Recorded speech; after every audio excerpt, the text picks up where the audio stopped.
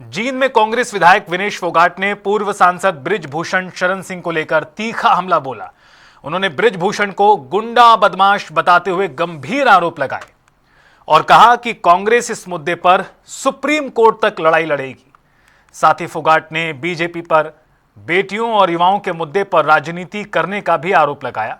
वहीं उन्होंने तिरंगा, आरएसएस और उत्तराखंड में कांग्रेस राष्ट्रीय अध्यक्ष मल्लिकार्जुन खड़गे की रैली के शुद्धिकरण को लेकर भी भारतीय जनता पार्टी को निशाने पर लिया। इस्तीफा नहीं होता है।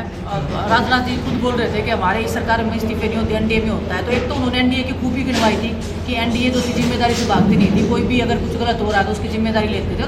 मुख्यमंत्री तक इस्तीफा कांग्रेस की सरकार में हुआ है और यहाँ पे ये लोग बोलते हैं इस्तीफा नहीं हुआ। तो अभी शिक्षा मंत्री का इस्तीफा हुआ है, जिम्मेदारी तो तय हुई है। कम से कम बहुत कुछ तेज तो नहीं होगा उससे, लेकिन एक ये है कि उस सरकार को इतना तो पता लग गया कि देश की जनता आज हिंदू मुस्लिम में ना फंस के, उनके जो ढकोसलेबाजी उसमें ना फंस के, वो बुनियादी जो चीज़ें हैं, शिक्षा है, चाहे स्वास्थ्य है, चाहे स्पोर्ट्स का आप लगा लीजिए, तो सब जगह पे एक्टिव है और लोग उसको देख रहे हैं और लोग उसके बारे में बात करने लगे हैं। और जो आज का जो एक पूरे देश में एक भावना फैल रही थी कि बीजेपी से सब लोग डरते थे कि ये जेलों में डाल देते हैं, ये केस डाल देते हैं, उस चीज़ को, उस भावना को, उस एक नैरेटिव को तोड़ने का हमारे जो नई जनरेशन है उसने काम किया है।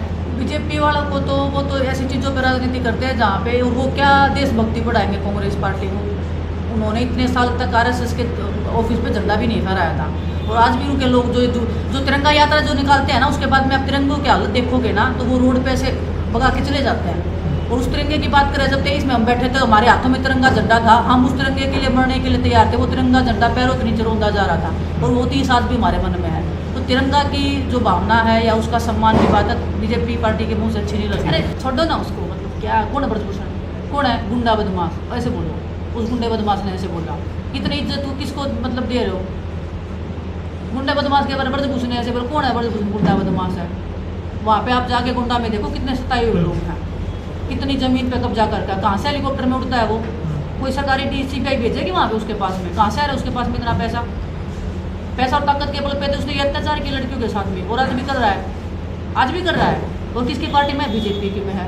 तो यहाँ पे ही समझ में आ रहा ना अंतर। तो बीजेपी में रहेगा तो बीजेपी वाले साथ देंगे उसका, और ये पार्टी की सच्चाई है, बीजेपी की भी सच्चाई है, उसकी भी यही सच्चाई है।